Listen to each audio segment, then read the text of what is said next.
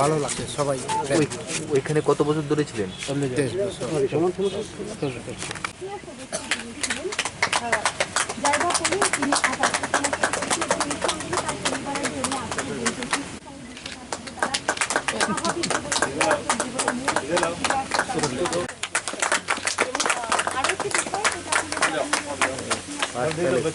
চেষ্টা করবো তার সাথে কথা বলার।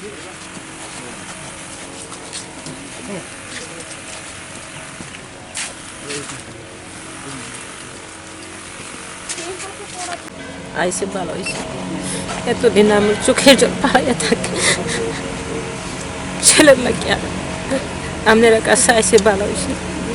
মরছে বলে চিন্তা করছে আমি, আমার ছেলে মরছে, আর বাঁচত না, আর আইতো না। আমি মনে না আমার খুশি হয়েছি, ফুর্তি হয়েছি। আমি তো লেখা জানি না, শুধু তাই লাগিয়ে চিন্তা কাঁদতে কাঁদতে কত বছর এসে যেত আমি কইতে পারি না। আপনারা তো তাই কইসই কিতে কইব, তারা কি আমার মতনে কান্দে না, চিন্তা নেই লাগে, আমি তো কইতে পারি না পড়া লাগে। তো আমি তো কান্দে কান্দতে শেষ থাকে না। না তারা কি করবেন নি যে ছেলেরা পড়তো এই পড়তে পারে, তারা থাক যদি থাকে, থাকিনি থাকে না, এটা তো আমি করতে পারি না। আচ্ছা আচ্ছা ঠিক আছে। আচ্ছা এটা তো আমি জানি না। নাম কি মাসি আপনার? আমার নাম বুঝুকি না বলো। ঠিক আছে। जाहिबा कलई NLFT BM कैडर में वर्ष 1998 में शामिल हुआ और 23 से अधिक वर्ष तक सक्रिय सदस्य के रूप में शामिल था। आज की तारीख में उन्हें राज्य सरकार के द्वारा प्रकाशित सूची के अनुसार NLFT BM की सक्रिय सदस्य के रूप में सूचीबद्ध किया गया है। गौरतलब है कि 23 वर्ष के अल्पायु में ही जाहिबा कलई NLFT BM ने अपना माता पिता और परिवार के सदस्यों को गांव हुलुवाड़ी पुलिस स्टेशन ओमती जिला गोमती में छोड़कर चला गया था।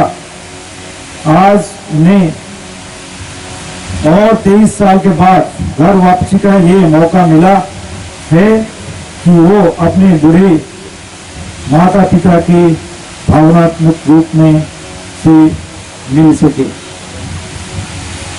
गौरतलब है कि इन 23 साल में उन्होंने अपना माता पिता या परिवार दोनों किसी से भी मिल नहीं पाया था।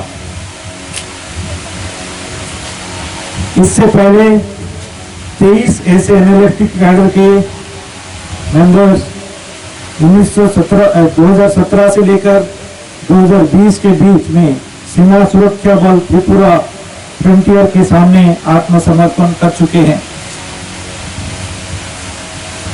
और